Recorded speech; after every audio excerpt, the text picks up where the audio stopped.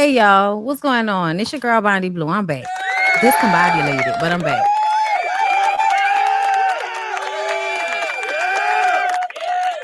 Okay. Trying to do a whole bunch of things at the same time. We're going to a parade this evening. So I was trying to hurry up and come to y'all, but the computer is tripping. Thank you. Okay. The computer is tripping. Lyric is giving me, talk back. Okay. The nigga over here talking back, you know what I'm saying, to me.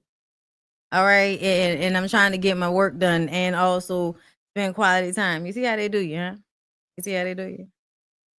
Then niggas is outside playing horns. Shouldn't you be at a parade somewhere, young man? Get out of this neighborhood. Get out of this neighborhood. What's up, y'all? Bet you gonna give me some drink or not? All right. Okay. You was acting like you wasn't gonna do it. Okay. They got some chai tea. I'd really Yeah, I went to the store and got some almond milk. So feel like you could work it out. Didn't I just say I just went to the store and bought some? Last night when I went to Walgreens. There's some silk almond in there. You didn't see it? Oh, okay. Yeah, he giving me talk back. Like I don't know who he talking to. Anyway, y'all, I'm here for Love and Hip Hop.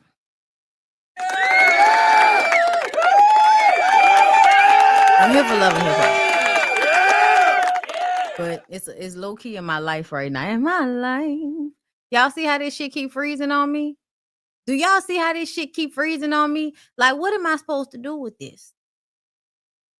What am I supposed to do with this? Okay, this is ridiculous. All right, y'all. Let's do Love and Hip Hop Miami first because that was the most ridiculous. And I also want to end with Love and Hip Hop Atlanta so that we could talk about Bam getting engaged last night, y'all. Everybody's getting engaged this week. Congratulations to everybody, but we're gonna have some honest conversation in this motherfucker.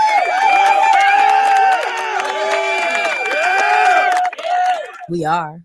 Yes, we will. Okay. So let's go ahead and jump in. Hold up. Before I jump in, let me run my intro. Okay. Manners. Come on in. Come on in. Come on in. Not come on in. Not come. Sorry, y'all. Y'all know I'm weird. Whatever. Hey everybody, what's up? It's your girl BondyBlue. So let's go ahead. Hey everybody, what's up? It's your girl BondyBlue. Okay, follow me on Instagram and let's get into the video. Right? All right, so I'm back, right? And it's Love Miami. And the episode starts off with Trick. Okay. Trick goes to listen to the twins song because y'all know they keep trying to force the twins on us like they supposed to be the city girls. Bitches can't rap, can't stay focused. Okay. Look like little bitty Porsches. All right. I don't know. Okay. I don't know what's going on with them, but they weird to me just a little bit. Okay. Trick listens to a song they got. And I was just like, Derek, why does Trick need you to tell him that intro was way too long? Like, why? That doesn't make any sense. You're supposed to be a hot producer. You're supposed to know what you're doing in the studio. Oh, we do know what you're doing in the studio. You pretending like you working on the track with them little girls so that you could show us the engagement ring you got for Black China, a.k.a. Angela White. Okay, all right, that's great. I'm so glad that they're getting engaged. As I said, everybody's getting engaged. And y'all know Trick Daddy is bitter and old. Okay, so he just wishes that he would have got some of them rings back from Joy. And I'm like, I don't know why you still utilizing her as a resource. Okay, you still mad at Joy because she ain't there for you and all of that. You still having some type of emotional entanglement with Joy. So I feel like she deserve every ring that she got plus some more. All right, that if them rings was actually worth anything, if she could take it down somewhere and get a nice little bit of money with it, we wouldn't even know. Okay, I don't trust nothing that Trick do. All right, especially concerning women, because y'all know he really don't like the bitches like that. He don't really like them, so and that's on him. I don't know what to do about that, but I feel like that's the reason why you so bitter right now. You don't like women, you treat them bad, and then you be surprised when your old ass ends up alone. I don't even understand. Okay, stop being so mean. Okay, like look at yourself in the mirror. Learn to like yourself, and maybe you will become somebody that's likable for everybody else. Cause see, all y'all niggas that was out here getting it all for being toxic, good dick, and a little bit of money. Now that you old and unhealthy looking, and you the Mucinex monster, money is not enough. Okay, especially when you got a mouth and an attitude like Trick do. And Trick be out here trying to act like he the nice old man, but that's really so he could fuck somebody. I don't even like when I see him in a Marla Negra in scenes. Like you just want to fuck that lady. You're not really trying to be nobody friend. Okay. Anyway, what else? Brooke and Marcus. Okay. So Brooke and Marcus discuss how heavy everything has been. I'm gonna be real with y'all. I low-key don't believe anything that happens with Brooke and Marcus on this show. I feel like they're here to collect a check, not because anything real is happening in these scenes. Everybody's a paid actor. Either way, he says that he's going to go and meet up with Princess and Ray J so that they can have a conversation. And because Brooke is still going through a lot post, miscarriage, he's not going to put her through all of that. Okay. So he go to meet with them ignorant ass people. We'll come back to that in a minute. Pinky Doll is in Miami. Okay. And she is working with everybody on the show. I'm not even going to pretend to talk in that weird ass cadence that she got. I don't even have time or energy for that. But she's just very weird to me. She meets with Miami Tip and Bobby Lace, who are catching up on the mess. Okay. That she tells them. Okay, like doing all of that. Anyway, she said that Timberland ain't really reached out to her yet. I see Timberland on TikTok nowadays, and it's definitely feeling like you ain't got no real friends. Like, what's going on? I don't know. You know how y'all put people on pedestals because they like Timberland and they make all this great music, but essentially they just be like the rest of these weird ass old men on the internet making promises to young people that they don't plan to keep. Girl, I don't know what's going on. All I know is Pinky Doll moved all the way out here to Miami for Timberland, and she ain't seen him since she landed. Okay. Okay. And she wants to do music. Bobby is like, everybody wants to do music when they can't figure nothing else out to do. Now y'all won't come around here talking about y'all want to be a part of the music. Listen, it's harder to do it in real life than it is to do it on social media. That's real. That's fucking real. Okay. So everybody that feel like just because you popping on TikTok, that mean that can translate to live shows. I don't know. I don't know if that's real. I don't know. And I also don't feel like musically, you really need to go and act. Go act. Go play some parts. Okay. Like go do something else. But music, I don't know why everybody wants to do music. Like you talk in a weird cadence. I don't think you can sing. Like what that's supposed to give. Have we heard a track yet? I don't know. Ching Diamond's man gets out of jail. Y'all, this is one of the most depressing things I've ever seen. And that's really why I wanted to come to y'all, because Love and Hip Hop, these past 2 episodes, they wasn't really given like that, but there were moments that I really did want to come to talk to y'all. And this was one of them moments. Ching Diamond, y'all. So her man got out of jail. She set up a whole little hotel room with a whole bunch of paper mache, red hearts all over the place. It's giving real Valentine's Day. It's giving real Dollar General, and that's not no shade, because apparently the Dollar General be having cute shit in there. Not that, now that everything is not just a dollar, okay? Like the Dollar General is not the Dollar General, bitch, okay? But either way, she had all of this stuff set up in this room, and he has on a t-shirt that says "My favorite hoe." And her face is on the front, and my favorite hoe is on the back. And she was like, "I'm your favorite hoe. I love you, Daddy."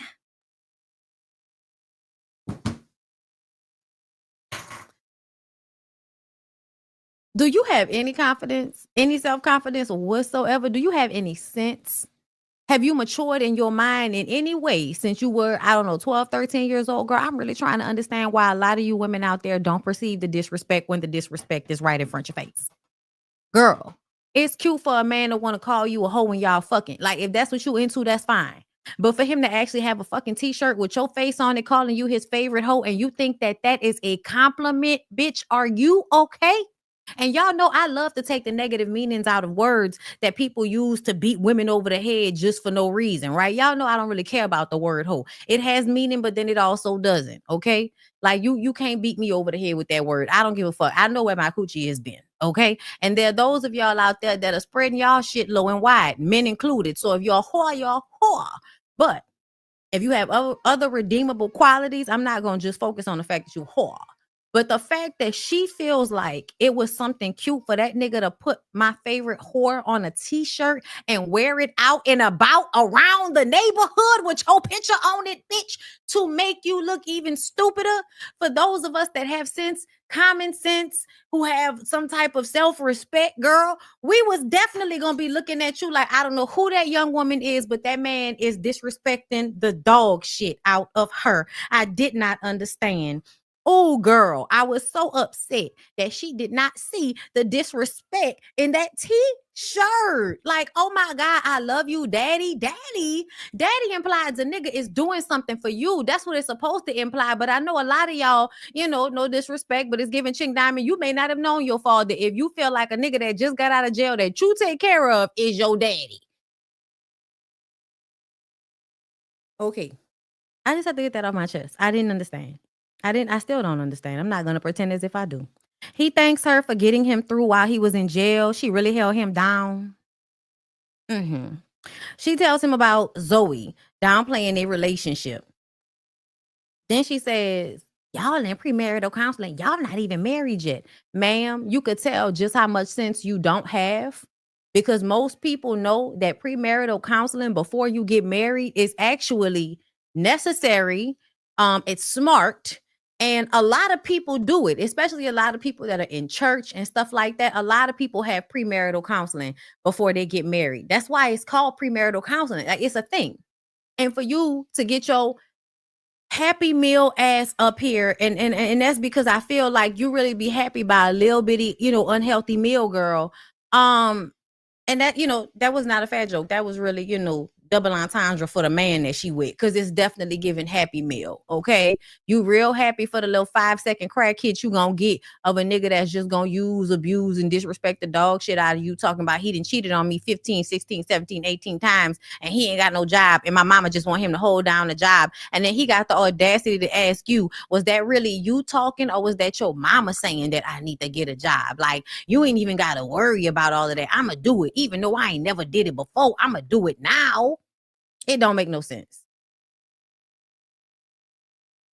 Like, and then his hand was on her titty.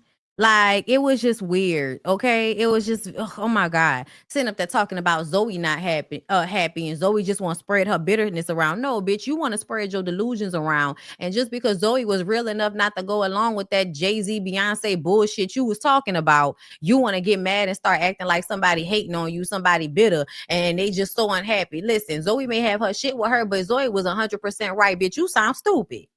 You sound dumb. That's how I feel. I feel like Zoe was right on the money and you just mad about it. Sitting up here talking to this nigga who like, yeah, but your nigga in your face right now. Girl, I'm your mama. I'm your daddy. I'm that nigga in the alley. It's giving he's your pusher man. It's giving he's your pimp. He talking to you like you a real life whore. And you think that that shit is cool? Do you not know that pimps disrespect whores? Do you not know they use their coochies for profit? And you telling us how that man don't like the work? You giving thirsty enough to go fuck some other dude for him. You look like that. The type of shit you talking, the type of sacrifices you willing to make is absolutely giving you a sell coochie for that man. Girl, you embarrassing yourself. You want to talk about Zoe, bitch. You are embarrassing yourself. Oh my God. Talking about he want marriage and kids. If y'all don't get this fairy tale Disney Channel bullshit the fuck out my face, you ain't never heard no man and wife walking around calling each other my hoe and putting it on the t-shirt, y'all.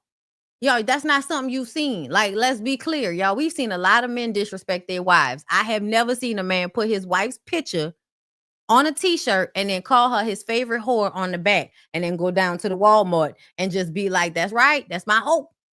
Love her to death. Don't play about her. Mm-mm. Mm-mm. Mm-mm. Girl, I can't say it enough how much you embarrass yourself. Mm-mm. Mm-mm.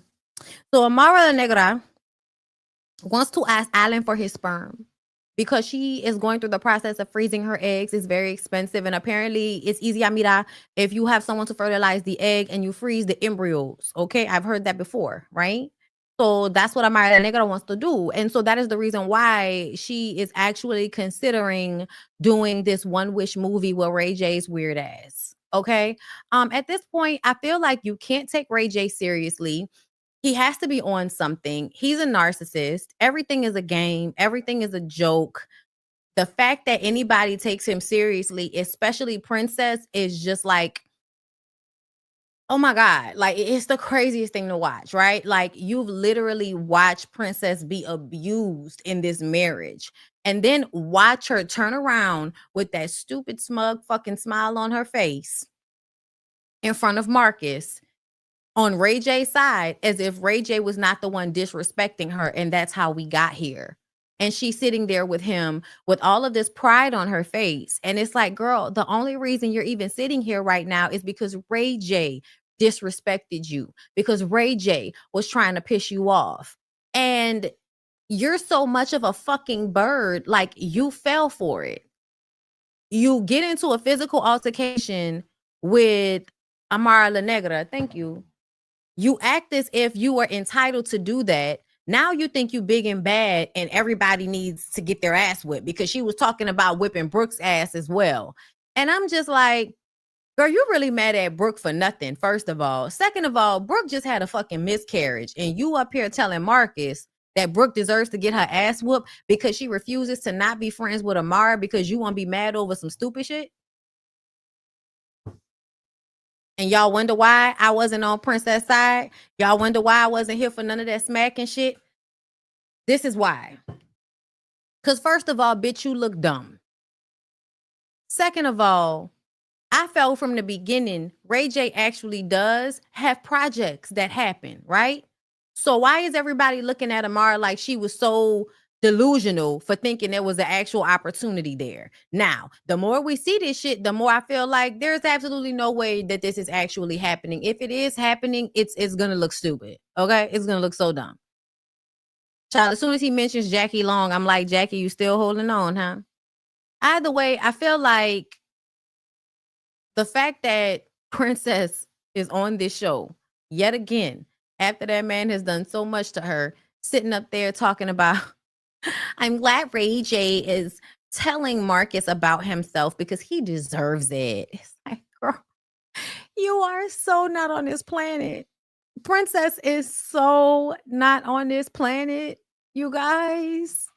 Like, it's insane the delusion that is happening on this show. It's wild. To me, I think it's more obvious than anything, Princess. You're jealous. First of all, I think you're jealous of the autonomy that Amara La Negra has. Yeah, she may not have a husband, but she's not as stressed out as you either. She may have got, pregnant by a married man, but so the fuck what? Like, your married husband thinks prostitutes and strippers don't count when he goes and has unprotected sex with them. And you've gotten arrested more than once because your husband decided to go and cheat on you with some strippers.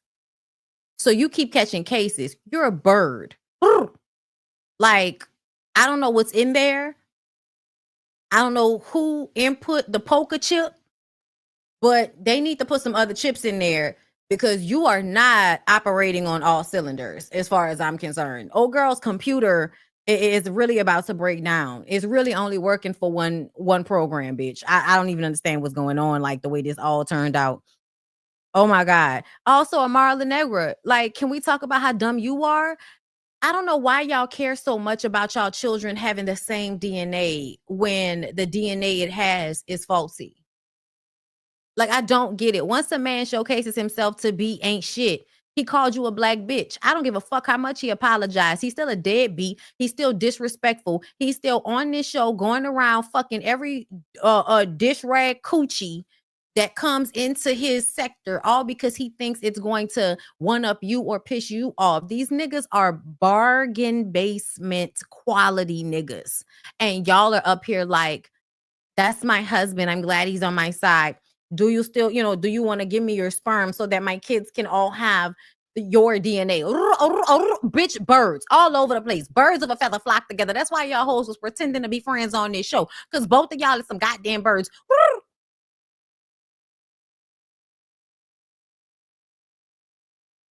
Yes, and Alan is still married, and Amara asked him if he will give. You know why? Because the marriage don't matter, y'all. That's why the marriage don't matter. He don't respect the marriage, so nobody else does. Nobody else respects the marriage. Why should they? He don't. Talking about she want this nigga sperm, girl. If you don't go find somebody else to impregnate you, if you don't go find somebody else, bitch, I would take a random person's sperm before I take that nigga's sperm. He called you a black bitch. Really walked his fake Rico Suave, really not even that cute, funky ass on this show and proceeded to have sex with every dirty coochie bitch that had a problem with you. I'm surprised he didn't fuck Eliza. I want to know who Eliza's baby daddy is, bitch. I have questions.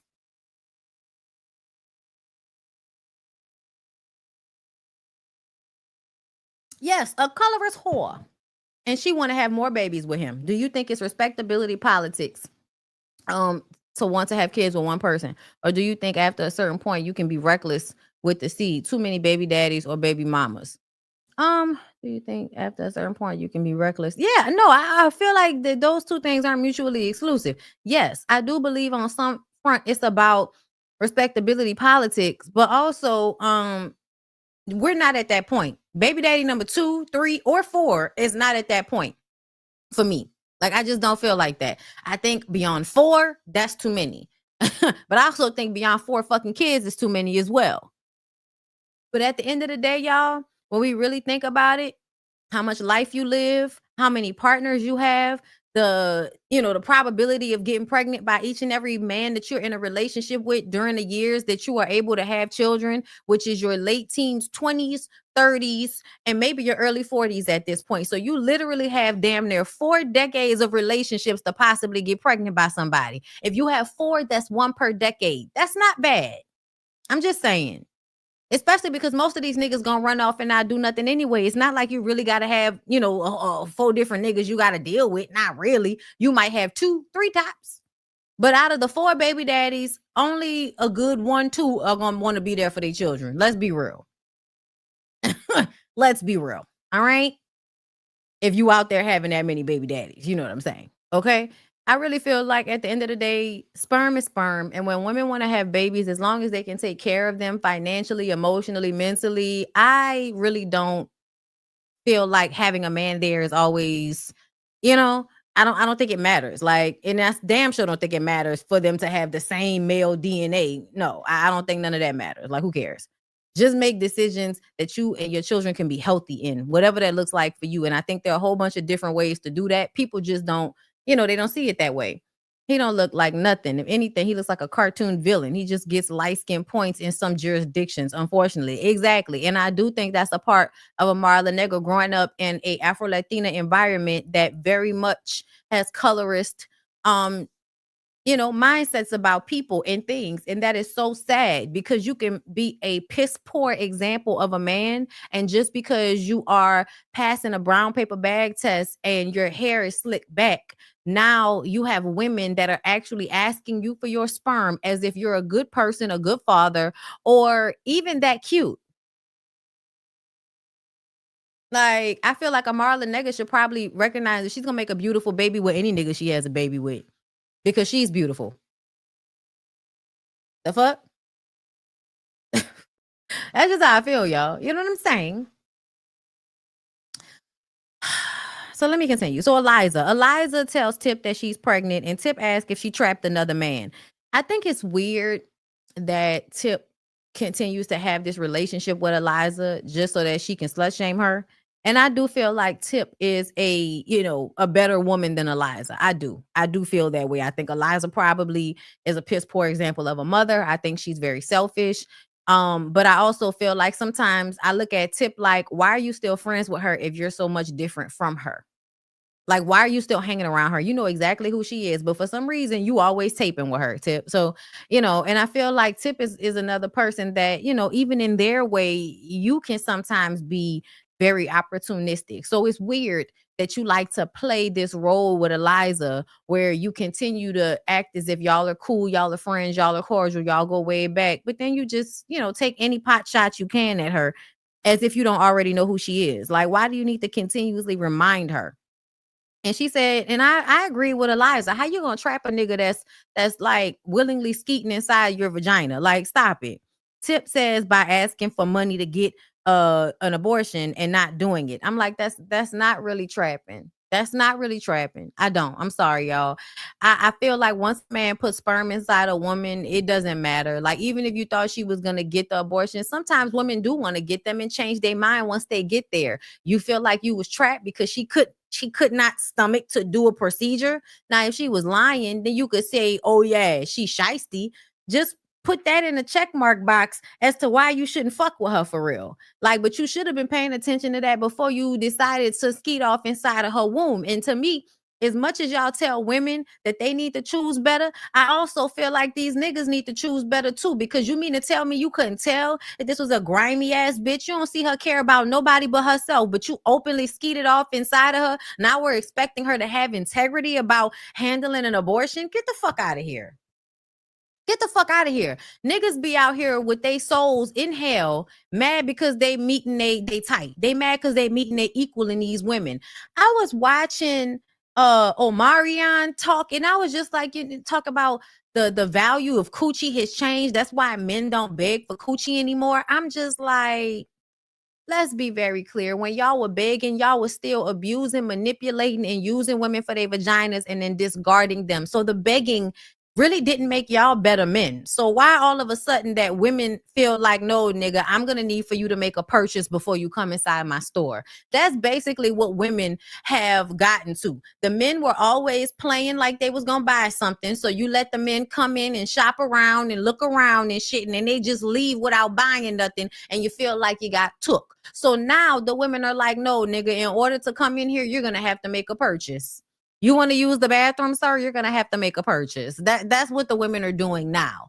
And it's no different from the stores that used to let anybody off the street come and use the bathroom until people started fucking their bathrooms up, doing dope in their bathrooms, shitting all over the place. And then you realize that you can't let any old person off the street come and use your bathroom. No, you know what you got to do? You got to make sure whoever's coming in here is spending some goddamn money. Because at least if they spend some money, you're going to get slight return on your investment for letting them come in your damn store. It's really no different. It's really no different. But people decide they want to get mad at women about putting parameters, you know, so that they're not just getting fucked a wet pussy in a dry pocketbook. That shit not cute. It's not. It's really not.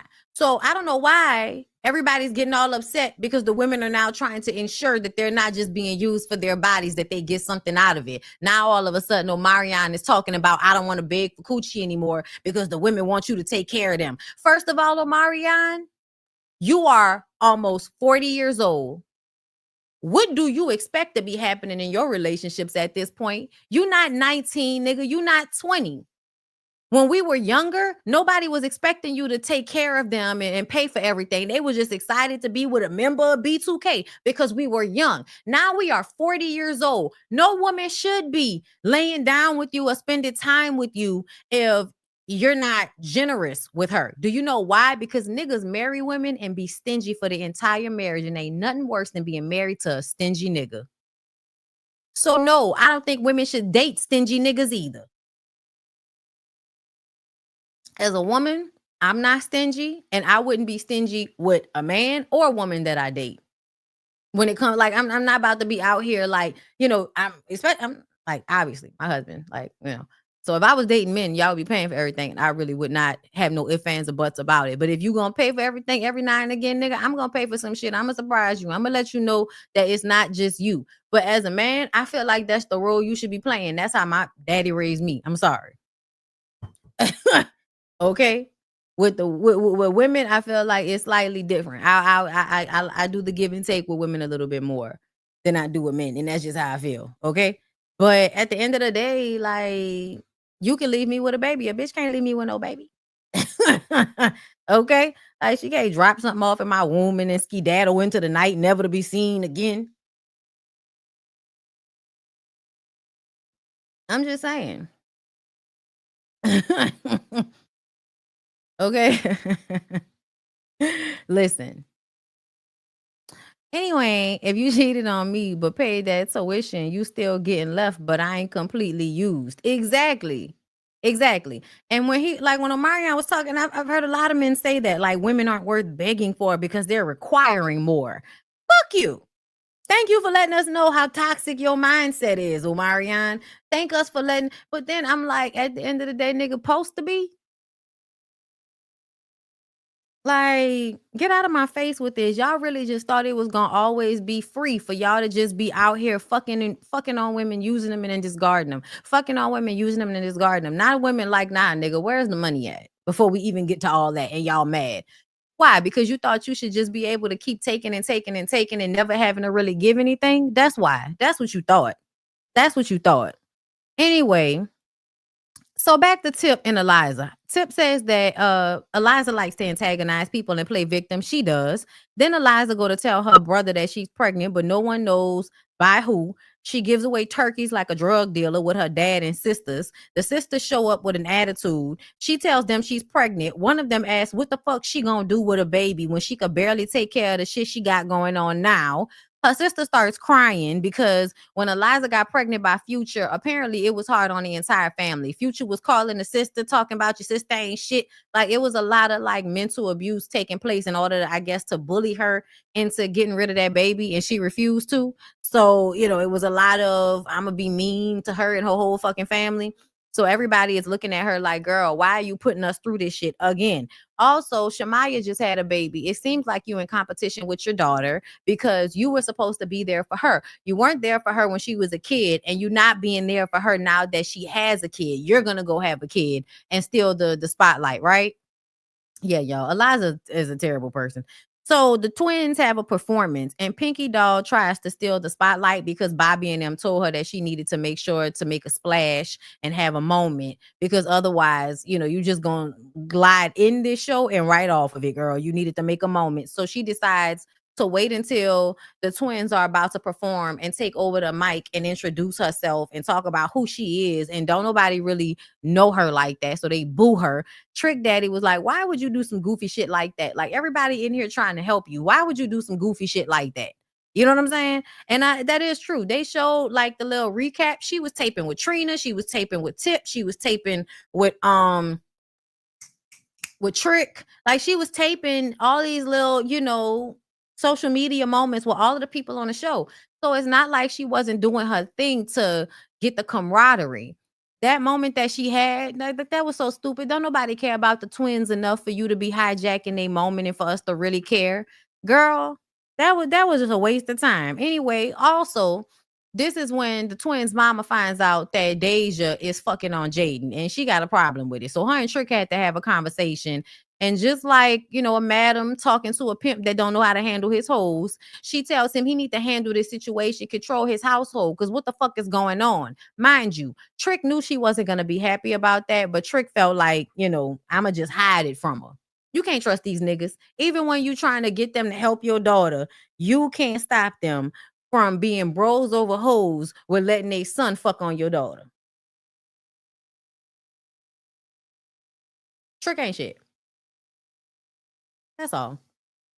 Trick ain't shit. That's all I gotta say. So Marcus meets with Princess and Ray J. They come in dry as fuck with an attitude. They say that Marcus and Brooke are fake and they're faking it. And Princess says, you call yourself Dr. Black. You're not a doctor. Marcus is like, people started calling me that. Like, I just took the name and ran with it. But it's a whole bunch of doctors out there that aren't real doctors. Like, shut the fuck up, Princess. You really look dumb. You look desperate and dumb. I hate when women try to be mean, but they're dense. So the reads that they try to land don't always hit because they are stupid. Like, they're not that smart. Okay. And not when it comes to reading and words and shit like that. Not when it comes to that. Okay. Either way, he says, listen, I am a man who has sought help through therapy, and that is where my help comes in. Okay. Because a lot of you niggas refuse to do it. And the thing about it is, Princess is so dumb that we know you really would love for Marcus to affect Ray J in a way that makes Ray J better for you. But look at the way you would cut your nose off to spite your face. You are sitting here championing Ray J's immature, stupid ass behavior. even though it's the very behavior that he uses against you. And because he's using it against somebody you don't like right now, you feel like it's okay. And that's the immature shit that I be talking about. These people are like in their 40s.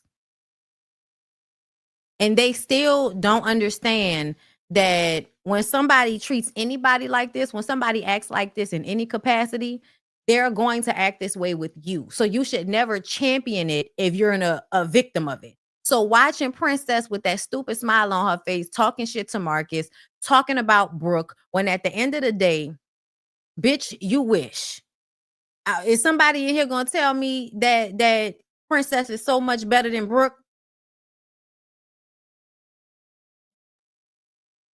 Because I don't think so.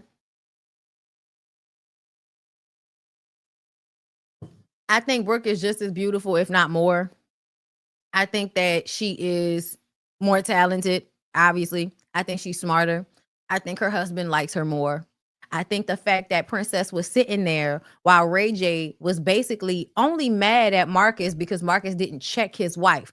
So basically, the wife is sitting there smiling as her husband tells another man that he is weak because he did not disrespect his wife the way Ray J disrespects Princess. And Princess is sitting there like an idiot, smiling. It's insane. And I love when Marcus said, Brooke is an amazing wife, an amazing mother, and has an amazing set of friends. I don't know what's going on in Miami. Princess is nobody's real friend. Let's be clear. I don't think Princess has any real friends. She might have people that like her, and people that she likes, but I don't think Princess has any real friends. And I feel like people often like to act like reality shows are not real. I feel like we have seen a decade plus of Ray J and Princess. What we are seeing is the truth. Like I'm not about to do this with y'all. Then Princess says that Brooke is a shit starter and she really needs her ass whipped. I feel like Princess is talking way too tough for the fact that you hit Amara off guard and Amara wasn't even really trying to fight you back. I want you to talk that shit to somebody that'll actually beat your ass. I really do, Princess. I want you to talk all of that tough girl shit you talking to somebody that would actually whoop your ass. Where is that girl on this show? Like, where is Shay when you need her? It's like Princess is the type of person you want to have beef with somebody like Shay that's gonna curse they ass the fuck at. Or even Florence that might go and try to use her coochie as a dish rag to make you mad about Ray J, since that would still work even though you're going through a divorce, allegedly. Girl. Talking about you mad at Brooke because she walked in a party with Amara. Girl, your husband is a shit starter, but you don't seem to have a problem with him starting all this shit. Talking about she did some shady stuff with Ray. So you mean to tell me you good with Ray, even though Ray was doing the shady shit with Amara just as much as Amara was allegedly doing shady shit with him? Girl, she's not okay. She's not okay. Marcus says that Brooke cares about Princess. And of course, Princess says, no, she doesn't. No, she doesn't. And then Ray J says, no, she doesn't. She was hanging out with Amara. Like, nigga, you was hanging out with Amara. That's how we got here, y'all. The fact that was even said, and you know Ray J is being facetious, but Princess is so stupid that she's actually sitting there going along with this shit as if this man is not simultaneously playing in her face. Yes, Estelita was hitting Princess all upside the head. We ain't seen another scene with Estelita and Princess. Where's Estelita when you need her? Come back, okay? Oh, Lord, Princess worked on my nerves in this scene, y'all. Oh, my God, just as dumb as she want to be talking about Princess C's loyalty, and she need to pick a side. Girl, pick a side in what? You're not even supposed to give a fuck about the stuff that Ray J is doing, but here you are, really upset. Oh, Lord. What else? Ray J starts saying that they're distasteful and disgraceful, basically projecting everything that Ray J was saying about Marcus and Brooke is really the truth about him and Princess. And we all know it. That's why it's so pathetic and so ridiculous and so stupid and so infuriating. Cause it's like, bruh, If anybody is disgraceful and distasteful, acting like cokeheads, disrespecting each other and your children and your family and your legacy, it's you, Ray J. You have been online talking about how you love smelling Suki's coochie on your top lip all day, as if your children can eventually get on the internet and find this. Oh wow. There's nothing out there like that about Marcus, but okay. He starts throwing food. Eventually, he's talking shit. Marcus is like, bruh, why you throwing fruit? You done throwing food like a tantrum, like a child, some shit like that. And he was like, say something else to me and I'm gonna throw it at you. He said something else or something like that. And the nigga threw the fries at Marcus, and Marcus sat there for a second and tried to rush him. And Princess had a smile on her face. And I was like, Princess, you enjoy this toxicity way too much. You are never gonna leave that nigga. Y'all are never gonna break up because you like all of this shit. You like all of this toxicity, all this dumb shit. That's why you age in the way you age. And y'all can play it all day if y'all want to. But if y'all really look at Princess, she is not aging well. It's a lot of makeup.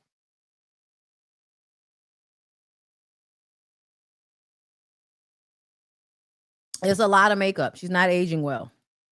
Okay.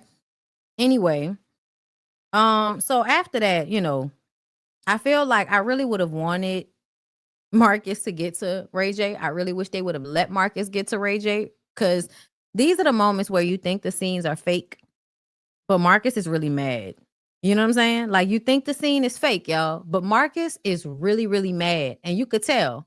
You could tell he was mad because he was really trying to get to him. And then Ray J, you could tell Ray J knows that the security is not going to let him get to him. Ray J talks because he knows that he got security, or he's protected, or everybody's going to be, in between him. But Ray J is really not about that in a physical form. He'll call somebody on your ass, I'm sure. But he was not really going to try to fight Marcus. Taking your shirt off, doing all of that wild shit, that's all a distraction so that you could look like you was really about it. And then calling Marcus weak, when at the end of the day, if anybody is weak, it's Ray J. You are losing your mind. You have been on the internet acting like a crazy person. And I don't know if it's actually been helping your bottom line.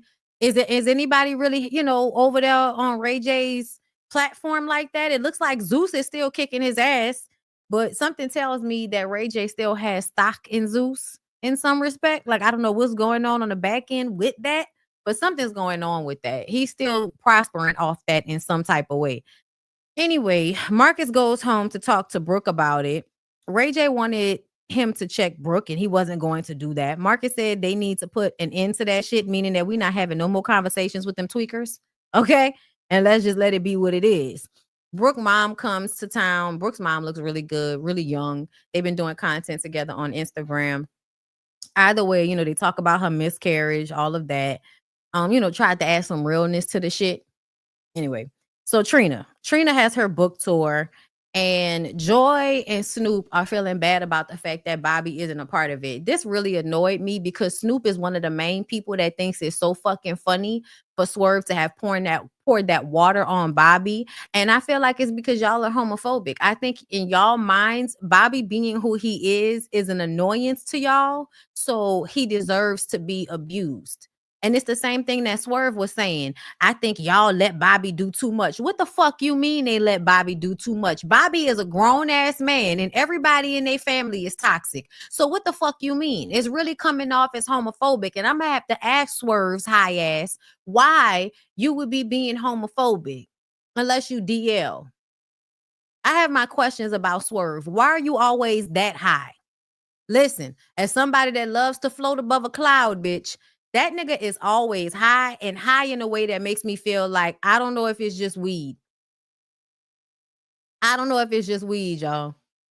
He look like he be on pills. Like, he's not just in the confessionals. He looks zooted out of his mind. And I'm like, Trina, this is the man that you waited to marry? You've been single your whole fucking life, and you wait to find a drugged out, insecure, irresponsible, down low man? Is that what you waited all of this time to procure for yourself? Sitting up there talking about y'all. I'm telling y'all, anytime somebody makes it their business to seek out a gay person and humiliate them and pick on them, I am going to think you have a crush on them, or you need to humiliate them as a way of making yourself feel better about suppressing the gayness inside of you. I'm always going to feel that way. And anybody that disagrees with me can argue with their mom. You're not changing my mind. I've been here long enough to recognize that people that have all of this animosity towards gay people usually have some type of shit that has happened inside of their minds where they feel shame and guilt about liking the same sex. So now they need to bash and keep in place and degrade every gay person that they come around because you can't be gay. I can't be gay. So stop being gay. That's how y'all be. That's how y'all be. And I don't like it. I don't like it. There was no reason for Bobby to have that walk talking about he needed to cool down. No. Old girl was the one running her mouth. Old girl was the one that put y'all business out there. Old girl was the one that would not let that shit die. And Bobby was just trying to mind his business the way y'all always ask him to do. He finally does it. This woman is able to blame this bullshit on him. And now y'all are bullying him because he's the gay cousin and it's easier to do that to him. That's why straight men have to like almost be willing to go to jail for murder all the time, right? Because people are going to do shit like this that make you feel like, so do I need to threaten to kill people in order for them to like not come at me like this? Because what the fuck is wrong with y'all? Like that shit made me mad. I was like, so Bobby needs to be the type of person that is willing to stab Swerve like on some slick shit. Like he needs to be willing to like meet that nigga in a bathroom or catch him while he drunk and high and shank him a few times. Something that won't kill him, but something that'll be like, I guess you'll learn not to put water on my head again. Like I feel like Bobby, you know, if you're gonna get arrested for coke, if you're gonna get arrested for drugs and shit like that, let's see if we can get away with assault. Cause I feel like he assaulted you first. Pouring that water on his head was assault. And I feel like he be high. He don't be paying attention. You really should have got your revenge on that puss ass nigga. Anyway, I'm just saying, y'all, it really annoyed me. It really, really, really, really, really, really annoyed me. Joy and Snoop called themselves trying to call him to ask why he not there. He was like, man, fuck y'all. Y'all know what it is. Fuck y'all. He goes to talk to Amara Negra. Ray J and Pinky Doll rehearsed some type of pimp hoe scene. He tells her it was originally for Amara, but she's causing issues in his family. Amara then has to explain that Ray told her about the One Wish movie. She wanted the role. She invited him to the house, but her mom was there. Amara says that she's trying to freeze her eggs so that because she needs the extra money. So she would have done that job, even though he disrespected her, even though there are other jobs to get, even though like Ray J's an idiot and nobody should be like actually trying to work with him. I don't know how he's actually getting money from people in order to make movies because he is reckless. Like he acts like a crackhead. I would not be like putting my money in his pocket any longer. Maybe some years ago when Raytronics first came out. But now this nigga don't know how to act. So I don't know what be going on and why people continue to work with him. But Amara, you look dumb. Amara, you look dumb. Just like you look dumb with Alan, you look dumb trying to work with Ray J. Bobby, I don't know why this sit down is the one where you actually believe there wasn't nobody trying to fuck Ray J. Like, give me a break, nigga. You just playing your role. You know what I'm saying? He just playing his role. What else? Joy and So Unique have been spending time together. Bobby goes to Trina's book tour and Swerve asks to talk to him. He believes everybody takes it too easy on Bobby, as if Bobby needs to be punished for something. He refused to apologize for pouring the water on his head, so the smoothing did not happen. I really feel like instead of just walking away, I feel like Bobby must be scared on some level of what would happen to him. And I'm not saying that he shouldn't be scared, but I also feel like, honestly, I would be looking for a moment where that nigga was slipping. Like, it would be on my mind to fuck over Swerve. Like, after all of that, like, either that or I would never speak to Trina again. Like, I don't know why Bobby still goes around. I wouldn't have went to her book signing. I wouldn't have talked to that dope head ass nigga that she's decided to marry. Like, I would have no words because I would probably go to jail, like, trying to hurt that nigga. Like, yeah. Cause I can't stand like no drunk, out of control, puss ass nigga that want to pick on the weakest person in the room. I can't stand shit like that. I'd have been looking for that nigga to slip. I'm just being real. Ray and Princess meet up. Ray is acting like I'm sorry, not Ray and Princess. Ray and Amara meet up at this stupid ass conference table. That's why I was saying, like, you can't take nothing that Ray J does seriously because he has all of these pictures of Silky, the pimp character from the One Wish movie, sitting on this table. Like, they're all placed in front of him. He tells Amara he's going to fire her, even though he's never hired her.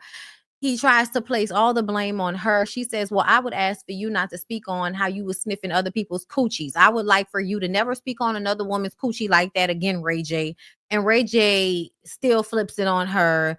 Somehow they end up apologizing to one another. He says that she breached the contract by telling Princess what they had going on. So basically, if you try to tell my wife the truth and have any real respect for her, then I'm going to disrespect you, and then I'm going to make her disrespect you too. This is the reason why most women don't give a fuck about like being, being a real friend to another woman, because essentially she will always pick some nigga over you. So it's best for you to put your money ahead of her. Like, I think that's probably how Amara felt. But either way, Amara is being stupid on this show. I'm sure it's all for a check, y'all. I'm sure that it's just to film scenes with this stupid ass nigga. But ultimately, I think I wouldn't even film with Ray J. I'm just telling y'all. I would, because he gets to this point now where he's not even being a real person anymore. He's acting like a child. He acting like an insolent, ignorant, maybe hyped up on something child. I don't know. But all I know is I would not tape with him. I would not deal with him. I would not want to work with him. But I also don't like people driving my pressure up for fun. So that's just me. Either way, you guys, that was the last 2 episodes of Lhhmia Miami. We're going to take a quick break and then we're going to come back for what happened on Love and Hip Hop Atlanta, girl. Anywhere you go, give it all. Anywhere you say, anywhere.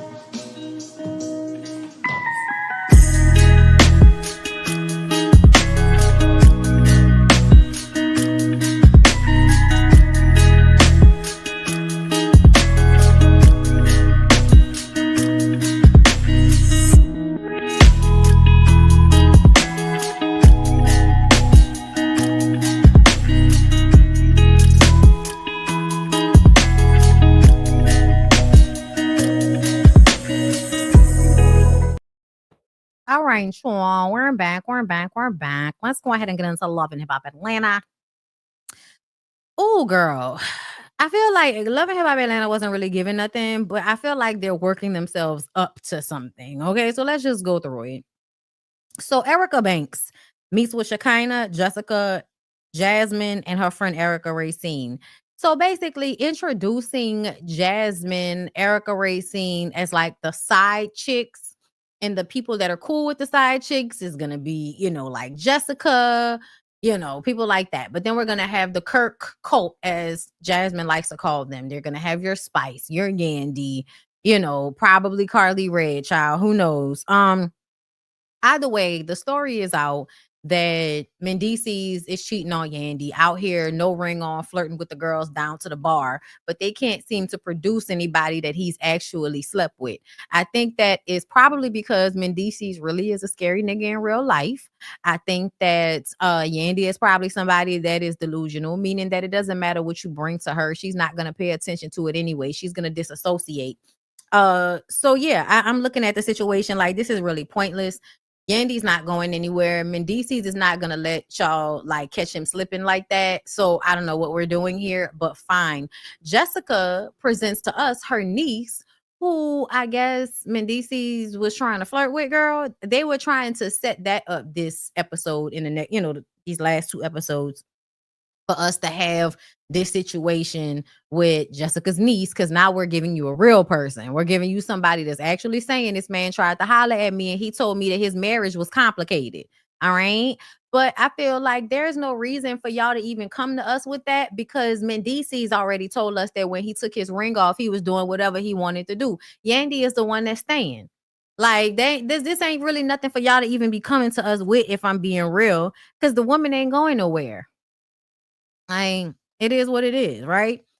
Ashley's sister visits. During this time, Zane comes there begging. Y'all, I hate the way that Zane dresses like somebody that doesn't have a job and that peaked in the early 2000s. Like the braids, the plaits, he looks so immature. He's always, like he just looks like he's frozen in time. And I wish he would step his game up if he's gonna be on this show. But he reminds you of that, like, your uncle that you can't really trust, that comes around and he disappear, and you might be able to get something off him every now and again, but for the most part, don't put your purse down around him. You know what I'm saying?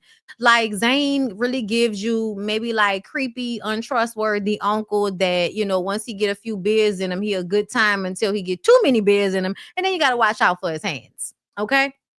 Yeah. Zane is weird, but he comes to the door with a violinist, a member from Soul for Real, a chef. I guess he was gonna try to, smooth everything over with Ashley, but her sister is there. So that makes it harder to do. Ashley ain't really trying to hear him right now because she feels as if he's not respecting her. He's not respecting her. He does not respect her. It is what it is. At some point, she decides to go on a double date with him and a new couple on this show, Nova and Chrissy. Y'all, Chrissy is crazy. She's insecure. She goes everywhere with Nova, and she's staying on top of him. Nova doesn't even seem like he's cheating on her, but Chrissy is staying on top of him just in case. When you look at Zane, Zane is not even living at the house. Zane is here with a do-rag on. Ashley is looking at him like, nigga, I don't even know if I really like you like that. They go to a pottery class, and Zane, after they finish talking to Chrissy and Nova about how Chrissy keeps her foot on his neck, Zane is like, see, they got worse problems than us. See, I love you, girl. They got worse problems than us. And she was like, they don't have worse problems than us. First of all, he wasn't whispering quiet enough that they did not hear them. They just didn't say anything. And Nova was like, nigga, I'm at the house. I don't know what you talking about. Your problems are way worse than mine. But it was just the fact that we could hear you. That's not true. But you whispering it with all of this conviction, the delusion. I'm really tired of people living in a, you know what I'm saying? Like, I'm really tired of people living in another universe. Like, stop with the bullshit. Stop with the lies. Stop with the mental games where you tell me that the sky is orange when the shit is blue and you want me to go along with it. And if I don't go along with it, then you mad at me and now I'm the problem. Yeah, get the fuck away from me with all of that. When I tell you him doing that would have ended that date for me, first of all, again, why are you wearing a do-rag? What is happening? And I like do-rags, y'all. But Zane needs to hang it up. Flat screen. Child, just a member of the group, not the whole group. Oh, Lord. Carly and Tilo. So first of all, Carly is desperate, pathetic, and I do not believe that she's doing IVF. I don't know why she's married to this 20-something-year-old man whose sexuality, I believe, is a question mark. But Tilo is 20-something years old. Tilo is given bisexual or something. Okay. So I'm just looking at a lot of factors that make me feel like this is not real, y'all. Basically, is what I'm saying. Okay. Carly pops up with a man every season, and every season he disappears. So her popping up with Tilo, he just wants to become a part of the show, I guess. That's why we're actually seeing him more than we see any of the other men she's been with. But this nigga had a baby mama, a couple of baby mamas, and one of them is a former artist. That's the Bunny Rags girl. Spice is being a messy bitch. Zell is being a messy bitch, but who cares? Because Carly is always a messy bitch. So everybody's trying to get back at Carly for being the dense, disassociative asshole that she is.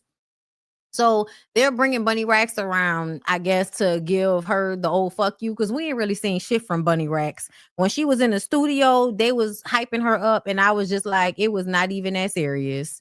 It was not even that serious. He absolutely is giving by.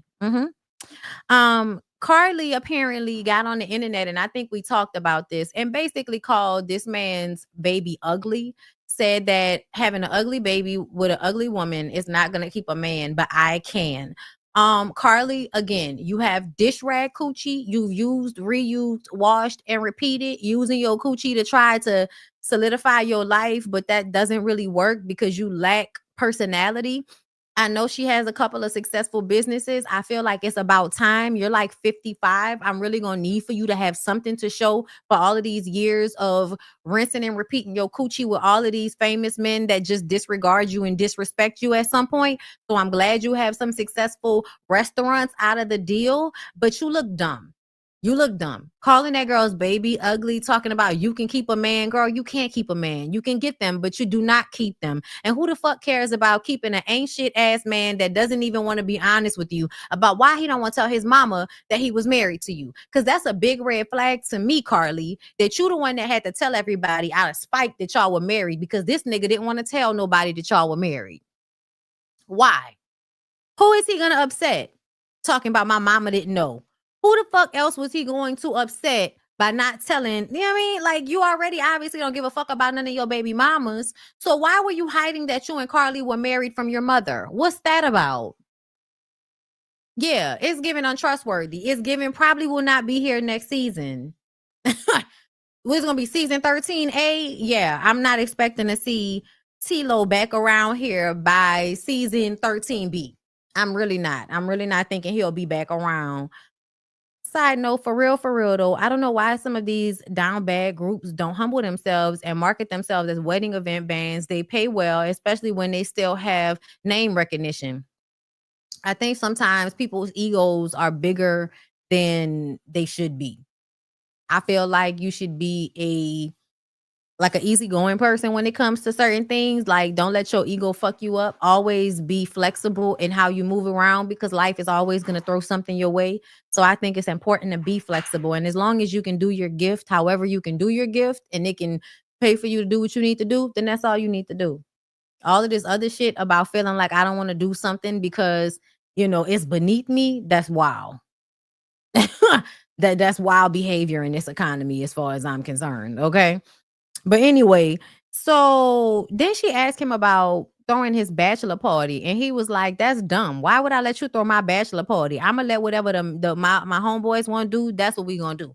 You would let her do it because she is the former centerpiece.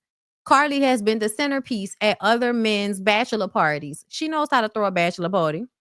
Now, if you didn't want her to pop out the cake, if you wanted somebody else to pop out the cake, yeah, you probably shouldn't get her to plan it. But she does plan a good party for a man to get his, ends met at. So I wouldn't be so quick to throw her to the side, but I understand why you wouldn't want to let her do it. You can't trust Carly. Carly gonna be all protective over Dick when she was just out here trying to hop on Jock's dick before he married Kendra.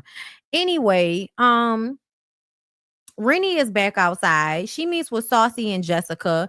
Apparently, Rennie and Sierra are beefing now because Rennie was asked who she would let watch her baby, and Sierra was like last on the list because Sierra always got some shit with her, and that means she don't have time. Like, you went and got married, bitch. You ain't been back around since my baby shower. You said you was gonna throw the baby shower, and you didn't. Okay. So there's that. Also, the girls don't want to ice Jasmine out. It's obvious that Jasmine is trying to come on the show as a full cast member. I would like to believe that this is something that Kirk and Rashida are helping her with. That's what I would like to believe about this situation. Because you would want your baby mama to come and get a check so she could not always need help from you. That's what I would imagine is happening. I also feel like I hope Kirk is not seriously trying to take custody away from Jasmine because that's dumb. That's really dumb. Like, stop it. How old is that child? Cut it out. How about y'all have an agreement that when the boy gets to a teenage year or something like that, 13, he'll spend, the school year with y'all or some shit like that, and then go back to his mom's for the summer or whatever. Y'all need to work that out. But you trying to take custody of that girl child simply so you don't have to deal with her because you got caught trying to fuck her? Yeah, that's ridiculous. And y'all trying to ice her out over some hoes versus wives bullshit. Everybody needs to cut that shit out. Everybody needs to cut that shit out. I hate when y'all do that on these reality shows because essentially these men are going to place y'all however they feel they should place y'all. So if a man puts you in the side role, or if he puts you in the main role, that dictates how you think about yourself and how you think about other women. And that means you center men. And that's sad. That's sad to me. Don't get me wrong. Some of these young women ain't shit. So I wouldn't fuck with you anyway, bitch. You wouldn't be a part of my clique anyway. Oh. You know what I'm saying? I get that. But also, I feel like these niggas ain't shit, but y'all finding reasons to make the women the problem. Yeah, that's just stupid. That doesn't fix the issue. There's always going to be another woman because your nigga is the problem. Okay. So Erica meets with T Woods, and she explains that she and T-Lo was in a real relationship. He told her that he was working on a Netflix movie in Africa, and then he popped up with Carly. Somebody DMs her, Carly old ass stole your man. She sees all the gifts that T-Lo gave Carly on Christmas, flips out, goes online talking about how Carly ain't shit. She an old ass woman. Carly says she should have, gotten rid of her baby because she's ugly and she can't keep a man and all of that bullshit. The girl was crying. And to me, I blame the nigga. Like, Carly, is crazy for you to treat a woman who is basically the same age as your child like that. Like, I feel like at some point, you should handle shit maturely, and you handle nothing like a mature woman. Like, you have not grown up in your brain at all. The fact that you still the same age as some stupid 20-year-old bitch that thinks that she's actually in competition with another woman, when really these men are gonna place y'all how they see fit anyway. And then whenever those men are done with y'all, you can still be replaced by the next bitch. So you put all your stock in this role he's giving you and causing issues with somebody that's old enough to be your child. Carly, you're really pathetic. You're despicable. I'm glad you blocked me, because I should never, ever, ever follow you in any way, shape, or form. So Carly and Erica B meet up. Carly shows her the new restaurant they're opening. Carly says that T-Lo told her he was dating multiple people when they first got together. Carly swears that she doesn't want a problem. She just wants to help the girl get out the strip club. This is all like bullshit. She's playing in that girl face. Like, you trying to help her get out the strip club. Girl, fuck you. Like, you ain't Stevie J. Erica calls T Woods on the phone on FaceTime so that they can have a conversation. The energy is stank. They decide to have a conversation in person. Later on, Carly changes her mind because she's really not that mature, and she really don't want to have a come to Jesus moment with this woman, even though this woman has children with her husband. That's another type of bitch I don't like, because I feel like you can't even trust your baby around a bitch like Carly. Yeah, nah, get her away from me. Saucy, Spice, and Rennie go skating, and Saucy tells them about what happened with Zell blaming him for the girl miscarriage. He says he needs to make a song about that instead of making diss records in the studio. And then he gets on how that's the reason why he wasn't fucking with Spice in that record, because that's some clown shit. You out here got them people in there making diss records. It's some love and hip hop messy bullshit. And of course, Spice sees this as a jab that it is. And she's like, first the fuck all, what's your Spotify numbers? Because at the end of the day, like, we getting numbers. Messy love and hip hop shit or not is getting played. I got more Spotify numbers than you, so I feel like I know what I'm doing more than you know what you're doing. And, of course, Saucy is like, I don't know a Spice song. And I'm like, I don't either. I do know Saucy songs, but that's because we're American. I feel like once you put into the world, Spice is a much bigger artist than you are, Saucy. And that's just true tea. So on some level, I feel like the way he went at her was disrespectful. Why would you call it clown shit and think that she wasn't going to come at you talking about she flipped out? Nigga, you disrespected her. What else was she supposed to say? But it might be clown shit, but we getting plays. Are you? Like, you're not going to play in my face and think I'm not going to say nothing back to your funky ass. Okay? Spice says, well, let's try that shit in other countries. Spice says that she had to remind him who she is. He says all she do is encourage bullshit. He not wrong. He not wrong. He's not wrong. It does seem like Spice has been doing a lot of instigating. Y'all know I don't trust Spice as far as I can throw her, and that is not far. Y'all know I think she's the undercover side hoe pick me that tries to act as if she's above that, but she's really not. I'm just telling y'all. And yes, Spice has won a Grammy. So the fact that he was even talking to her like that is wild. We know Spice in New York. Okay, see, that makes sense. New York is more of a, like, y'all got more of a world sound going on. In the South, that's not how that works. In the South, that's not how that works. We're gonna listen to the people.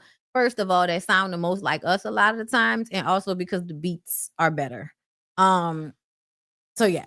But yeah, no, yes, behavior wise, he absolutely clocked Spice's T. But music wise, she clocked his. Because how you gonna talk to that lady like that? Like, nigga, fuck you. Fuck you, stupid ass. Y'all see I got more lights? I don't know if y'all can see them because I'm doing this, but there are more lights in here. More lights in here. More lights in here.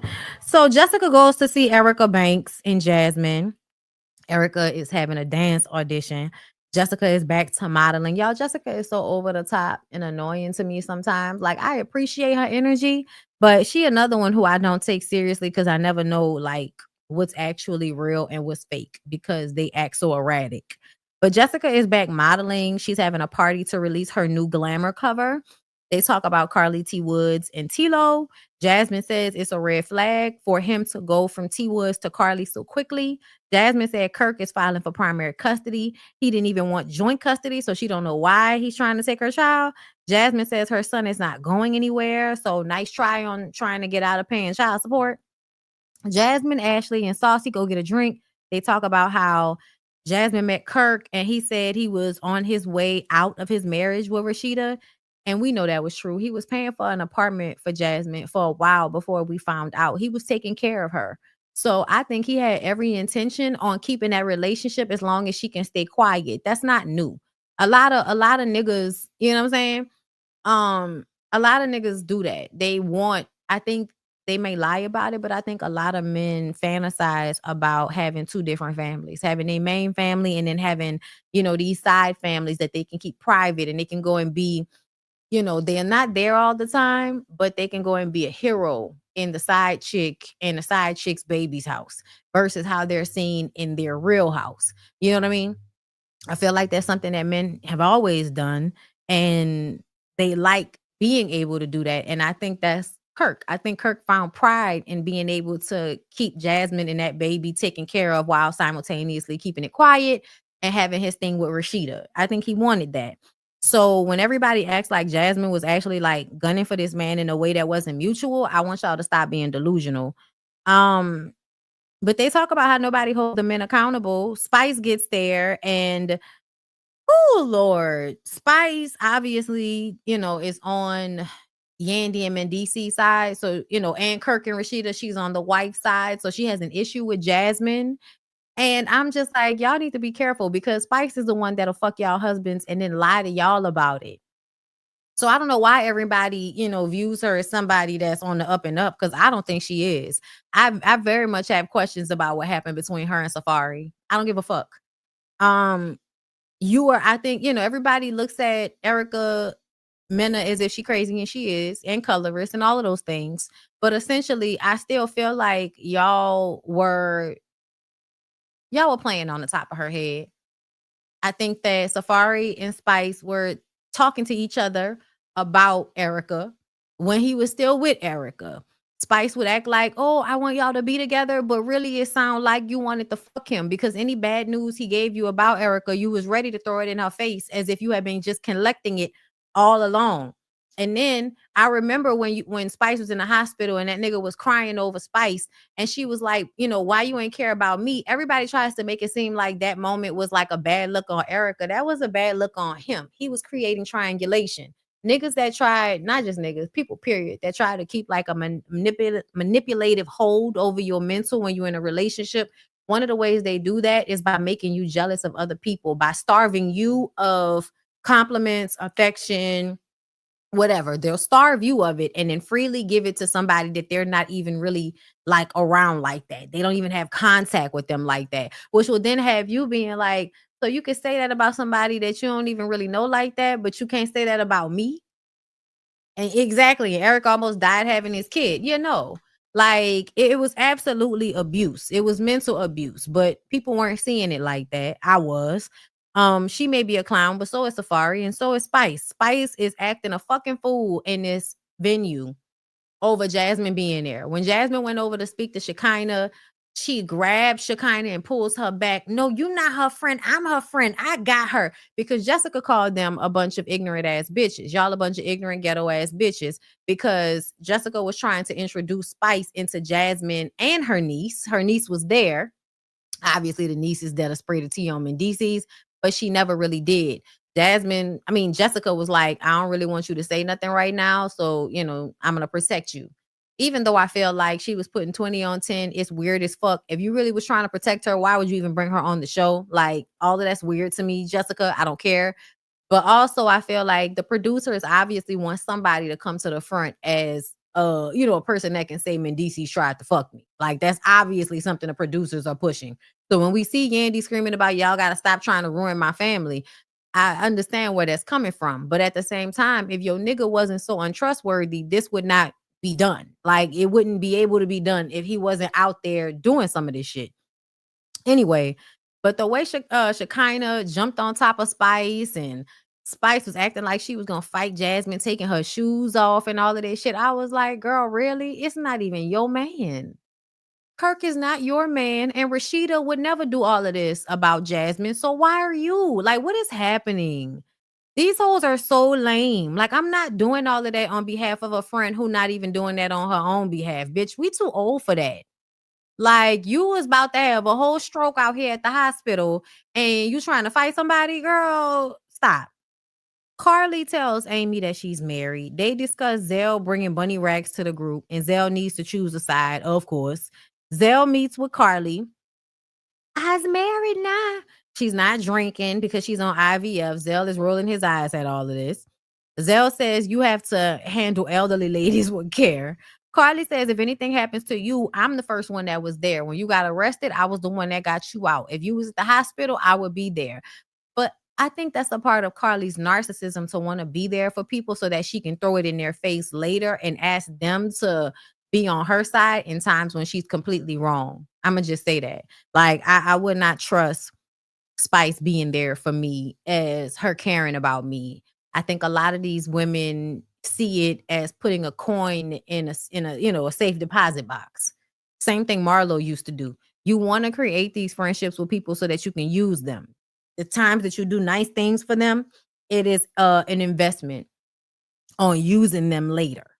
Okay. Carly starts screaming about how Bunny Rags is stalking her. And Zell says, listen, Bunny Rags was my friend before you even married Tilo. So I'm not about to pick a side between the two of y'all just because you decided to marry that weird ass nigga that can't keep his dick to himself.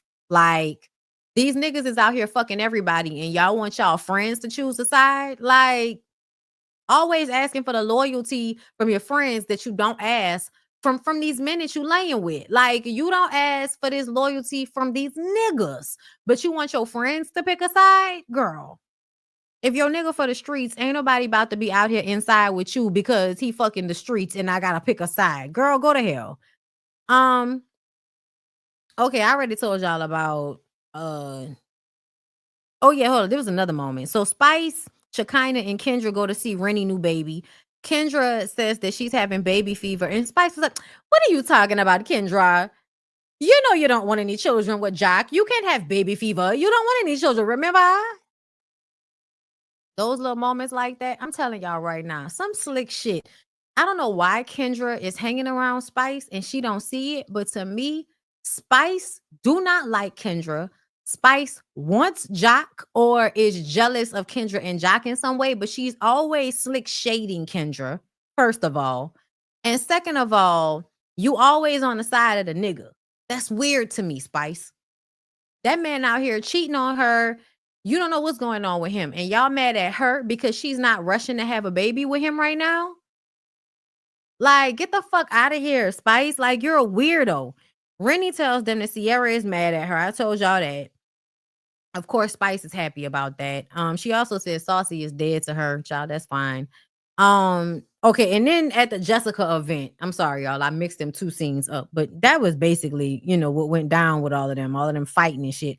Jessica losing it. It's not how it was supposed to go. Like, Jessica, please. Papa Xanax, honey. Papa Xanax, honey. She be doing too much to me. Like, I get it, but she work on my nerves, okay? But she had to let us know that she's the only African-American woman to have 2 beauty contracts. She's the first African-American model to be in Sports Illustrated for 13 consecutive years and never had to fuck for it. I'm like, sure.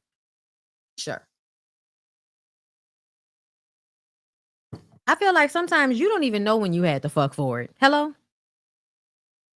I'm just saying. But I definitely think something is wrong with Spice. I think it's funny when Jasmine says they're in a Kirk cult because it do be giving that sometimes. Kendra is moving the way Quad was moving when she was ready to leave Greg, regardless if a man has kids or not. No woman without kids wants a baby by a toxic man. Absolutely not. Absolutely not. Especially one that's always gone. Spice and Trina are really on this show clicking down. It is really weird. Trina works on my nerves on this show as well. I gotta read her book. You don't know a single Saucy song? You don't know Walk?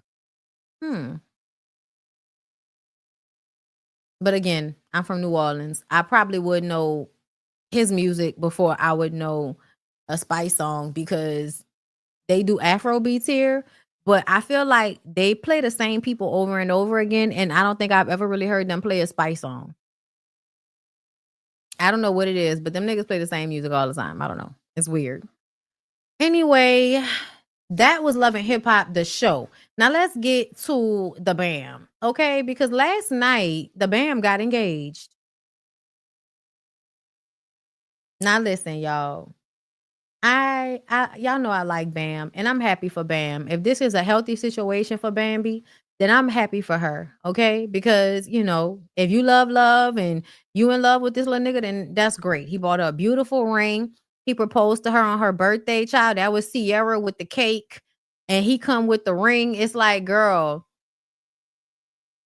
like, to me, I was like, what's happening? Why she couldn't show him the cake at the same time? He busting out the ring and all of that. Y'all was doing too much at the same time.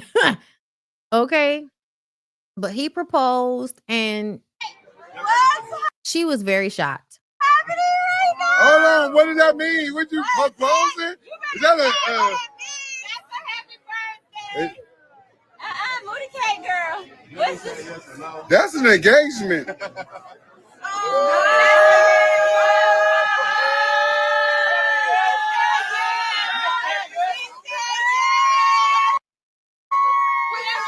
Sierra does not look that happy, but maybe Sierra can't move her face. Y'all know when she get a new set of boot, it might be hard. You gotta put it on her. You gotta put it on her. Is she really shocked? I feel like this nigga has done this before. Wasn't the last time they was out, he gave her a ring and it was just a gift or something like that, like a promise ring. Y'all remember that? Yeah. He gave her a promise ring or some shit not too long ago. They haven't even been together that long. But, you know, life is too short. Life is too short. If she like it, I love it. It's a beautiful ring. She looks great. I know that Scrappy is probably somewhere punching the absolute fuck out of the air. But, you know, everybody's moving quickly. He didn't had a baby already. You married, well, engaged, about to get married. Come on, Whitney. Okay, I'm crying. Because he said when he married you, he gonna give me that card.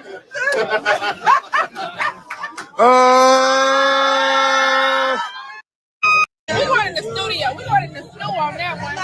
Hello. We going in the studio on that one. Cheers. Cheers. We stepping up on me, y'all. They're great son-in-law. Okay. My friend is getting married. We going in the studio. Let me see your wrist. Let me see your hand. Okay. Okay. Oh yeah, with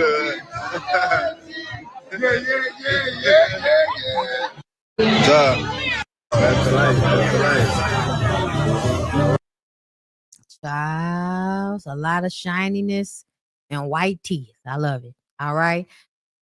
He got nice teeth. Love a good smile.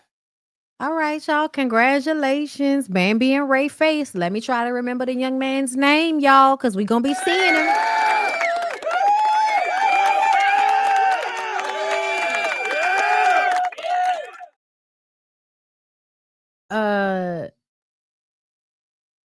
Yes. I'm aware, like, you know, I know all of it is different, but all of it be sounding the same.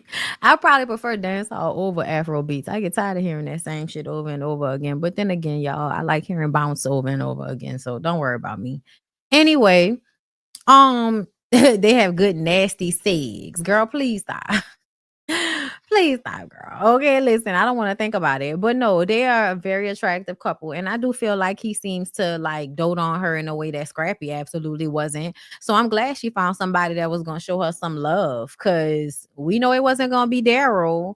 Okay, Daryl too busy trying to be the princess and trying to be the queen and trying to be the, you know, the pillow princess. Like, y'all know he want flowers sent to him. You know what I'm saying? Like, girl, you need a man that's going to treat you nicely and dote on you like a woman, instead of, you know, being with a nigga that want to get treated like a woman. Because that's how Scrappy used to be to me. Like, you want to be the bitch so bad. So then Spice and Saucy, y'all. When I was in England, I saw a lot of videos from the sweat guzzler, Saucy Santana. First thing, when I put on my black hair, the sweat what? What you call him? He's like, oh, I'm the reason she's wearing black hair. Baby, welcome to the club. If you don't know the show, Google me. I've always been wearing black hair. My fans and my besties know that. When I have on my black hair, it's Grace Hamilton. And when I wear blue hair, it's Spice. I've been doing this for years. You're not. Girl, we was begging you to wear black hair. Please stop. The reason for the season, because you want everything to be about you. But sorry to disappoint you. But long story short, you've been on TikTok, a rampage. And every second I get you to talk about me. Yeah, Saucy Santana, I come about. You see, you, Saucy Santana, will sit down right there, so. Me never, the amount of things I want to talk about you. You sit down in the big pink, you come like one big buckle of Pepto-Bismol. From me see you, me see diarrhea. From me see you, me see running a belly. You stink like shit, you come like pit toilet. You don't smell yourself when you walk around with the fan and the fan a blow up on everybody. No one in the blood clot camp now going to tell you, oh, you stink. Latrine. You come like pit toilet. Stop calling me blood clot name in your mouth. Saucy Santana, you stink, you want beard. Nobody on the show no want to tell you, oh, you stink. You have on the clothes them and the clothes them too tight. Squeeze up. You come like one big fucking stuffed turkey. Stop calling me name in your blood clot mouth. Because when me dey on the show, me attack Jamaican and them delete out. When them delete out, because them not understand. Make sure say somebody where Jamaican interpret this blood clot for you. You come like pit toilet. The one with the shit them still in it. You stink. He said he stink, y'all. He stink. I don't know why. I don't disagree. I can't argue with him. Me don't want you feel like say, come in by now, you don't paint me on the show like me a bully, but you don't go bully the bully. Nobody chew me busy. I'm glad you know you the bully. I'm glad you know you the bully, Spice. And you don't see me answer you, because quite a few times I'm on TikTok and every minute you have something to say about me. Don't call me name in your stinking mouth. In your rotten teeth. Because you want to be me so bad. Me never see a gay man stay so bad yet. The amount of gay friends when me have. The amount of gay friends and fans when me have. And they're always giving tea. Me never see nothing about you yet, Saucy. You need to change your blood clot name. Nothing about you. You're not Lil Nas X. You're not Carisha. You're not even giving Alonzo. Me never see nothing look good yet. You come talk about, oh, do you know a Spice song? I'm in the club and I only hear Saucy because you're in the gay club. Come out of the, come in the world. Come outside of Atlanta. And also, why the fuck you in a club 7 days a week, nigga? You need to go home sometimes. Nobody don't know you. Me tell you already, you're a one-hit wonder. You're a TikToker. You're struggling for fight it. That's why the label drop you. Why you think the label drop you? Why you think you get dropped from the label? Bambi, you. Let me go, because I don't want to feel like I come for them, you know, me I answer them. I don't know blood clot come run over me. Bambi, you are your time now. Bambi, your teeth them big like donkey. Your teeth them big like donkey. And your gum heavy like a 2 bag of cement. You come like you walk around with 32 steel in your mouth. The way your mouth heavy. You know, see your mouth heavy. If you stop, don't call me name in your blood clot mouth. Your teeth them big. Beaver. You come talk about Spice always inserts herself into everything. You do. You do. Why were you about to fight Jasmine? You do. Bitch, I know you blood clot, you that ask what's going on and it not have nothing to do with you. Dirty Bambi, you never say you insert yourself in it. You know, you blood clot that insert yourself in a way not have nothing at all to do with you. Me in this situation, first of all, for those of you who don't know, I was sitting at a table. Jessica came over and she tried to introduce Jasmine to me and her niece, who claim her niece is having sex, not sex. Jessica claimed that her niece is, I'm never leave that part. They mix up some mix up with Yandy and Yandy husband that is not even relevant. So I'm not even going to talk about my friend because I just never want to meet them. So if me in the room and Jessica go around and I talk about, oh, Mendy this and Mendy that and Yandy this and Yandy that, and me already know Jasmine, why you bring them over my table come introduce to me? Me don't want blood clot meet them. And that me say, all of y'all, even when me dey on TV and I talk about, oh, Spice is a bully and Spice is real.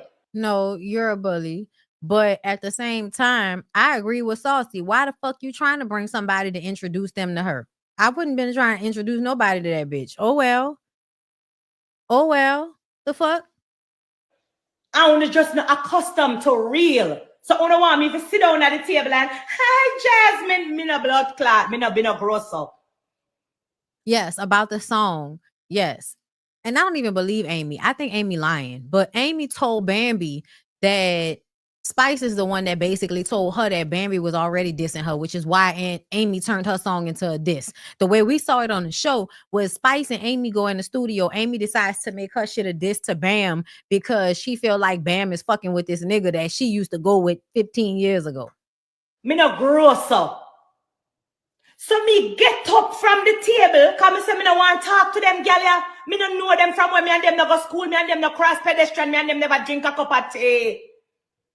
I'm not talk about my friend them, I'm a friend them husband, I'm coming and want to sit down at the table, uno vex, and then me messy and I'm here the problem. So I got up from the table. When I got up from the table, my friend Shekinah walked over to me and you know, what's going on, whatever. Jasmine walk all the way from over which part should they come ask, oh, what's happening? And them insert them blood clot self in my situation. So I don't understand why them not edit the show for soon up do the 2 blood clot yeah. Why them always make it look the opposite way. I insert on yourself in me no want chat to no. Because that's some mistake when me not like you, me not like you, and that me say. Me not play hypocrite like you. Me Bambi, remember you not like me, but you're afraid to say it. Because you suck your friend pussy. And your friend fuck you with a dildo.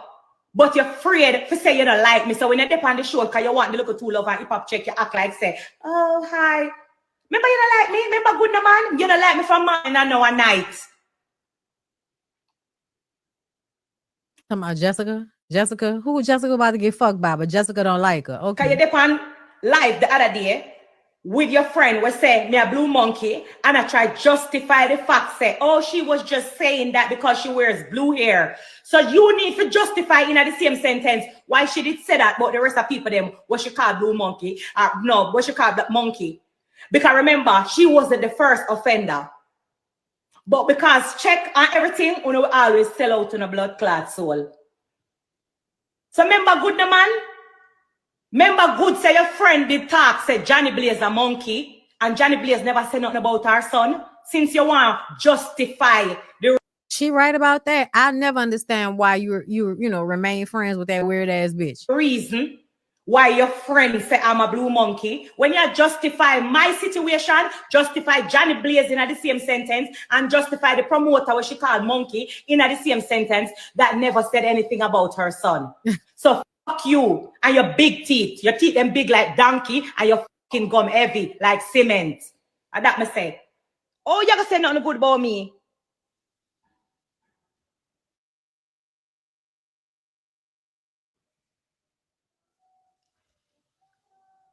Oh no, not you bringing up tweets from 2014 to try to get the girls mad at Saucy. Bitch, we already know he an ignorant, big back, well, lying, sweating ass nigga. Don't nobody give a fuck.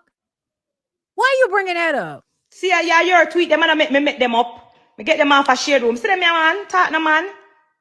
You ain't gotta, bitch, you ain't got, just like, remember when you came on the show and you was telling us about how the Jamaicans like to bleach skin? Well, guess what? The niggas out here like to call everybody nappy-headed when they ass nappy-headed. Everybody, yeah, girl, why are you trying to use that?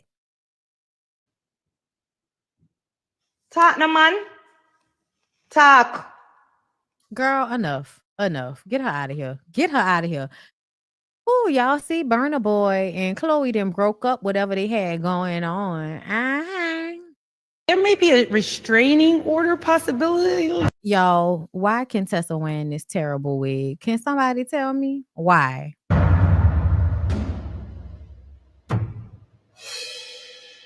There's been a formal complaint you only get a restraining order if there was a physical touch, right? Well, Greg said that there's a such thing as attempted assault. This sounds crazy as hell. Come on, Greg. Let me just give you a little like street 101. That's not what you do. This is a bitch move, and I don't like it. Agreed. But is this because he's mad at Quad? Come on now. So I called T to check. Oh, look at Neela and see how she was doing. Essentially, yeah, y'all. Steve don't look like he might have a boyfriend somewhere to y'all. It's just me. I'll be wrong. It's fine.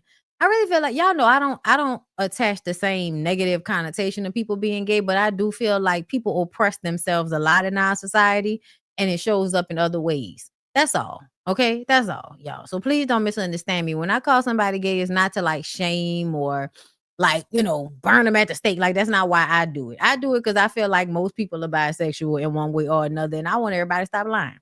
Because y'all pick on people for acting like they different when really most people are fluid or are attracted to or whatever. Like most of y'all women like, watching lesbians fuck, but somehow, I'm straight. Sure, hun. You get turned on by watching women fuck. Sure. Killer Key West was not good for Greg. I chose to end that marriage, and it's done. You got a big mouth. I just said you talk too much. So you said that to her? I did. I think you need to apologize to her for that. Who you think you're talking to, bro? I'm thinking to it like that because I know how your girl is. No, baby. Greg sees what happened very differently than what everybody else is recounting.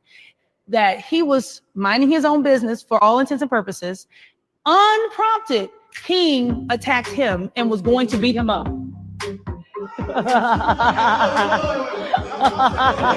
Wait. Toya's laugh is hilarious. Yeah. So here's the thing. So if it looked like, someone was attacking someone, it would be pretty obvious. I just didn't see it like that. I think when you say something, then you just have to live with it. You say something about somebody's wife in front of the man. I did take King's side with this, and I stand by it because I don't think he did anything wrong. I think any man, it's his duty to defend his wife, and I don't think I need to say it. I don't need to warn anyone. It's just an unwritten, understood movement that men make. There may be a restraining order. Oh, girl, it's going to be very interesting, y'all. Either way, I hope y'all enjoyed today's live. Thank you, my members. I greatly appreciate y'all. I'm proud of myself. I was able to give y'all 4 shows with some extra shit in under 2 hours. I love y'all. I appreciate y'all. I hope y'all have a really great Sunday. I'm going to go and try to enjoy this parade with my husband, child. And I will talk to y'all next week. All right. Have a good rest of y'all day. Bye.